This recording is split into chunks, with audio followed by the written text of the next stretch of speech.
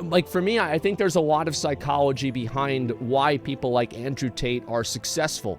I think a big reason why they're successful is that there are a lot of guys who they try to be nice guys. You know, they try to be good guys, and they get taken advantage of in one way or another. And sometimes it's their fault. Sometimes they just interact. Sometimes they have a girlfriend, and the girl's she's a cheating bitch, or she's just rude to him. She treats him like shit. And so this guy gets in this relationship, and he has this happen, and he says to himself whenever he gets through with that, never again.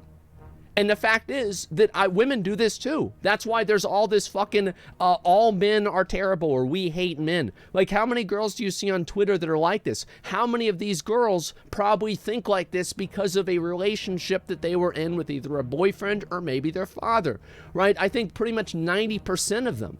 So a lot of these things happen, and you have guys that, you know, they try to be sensitive. They try to be, you know, like romantic and stuff like that. And they get shut down. They get pushed away. And again, this is not society's fault. I'm not blaming society because these people are fucking unhinged. I'm just saying this is why it happens. And I think it does happen this way, where these guys, they get put into, you know, into a corner, and they try to be open and vulnerable, and they get taken advantage of. And then they see somebody like Andrew Tate, and they want to have that older brother that sets them straight. They want to have that dad that tells them, sits them down and says, listen, bro, you gotta fucking, you know, fucking take your dick in one hand, put it on the table, and tell them this is how it's gonna be. And that's why they like those guys, is because they embody what those types of guys want to be. What I'm really saying here is that there are a lot of these people that, you know, they basically fill that hole. You know, these guys have a broken puzzle of their life, and these guys fill in the puzzle pieces. And I think that's what it comes down to.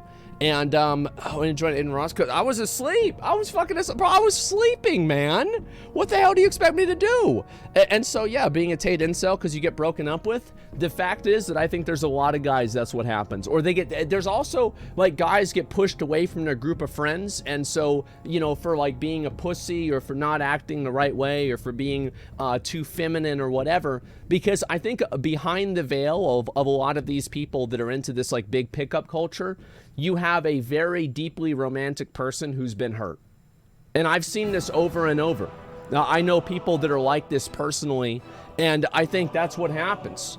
So there's a lot that kind of comes out of it as well. But I think that the more that you understand where these people are coming from, the less you can look at them as, you know, these are not evil people, right? Most of the people that support somebody like Andrew Tate or whatever, these are not really evil people. These are just people that they don't know how to act, and they're looking for a role model, and they see somebody who is rich, successful, attractive, and powerful and famous, and they just emulate that. That's it. They find the person that they want to be, and that's all there is to it, man. Not evil, not stupid, definitely. And stupid, probably. Yeah, I mean, I think it's mainly naive.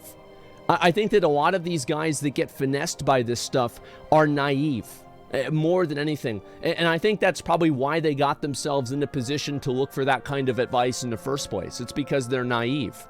They want to belong to the fan group. Yeah.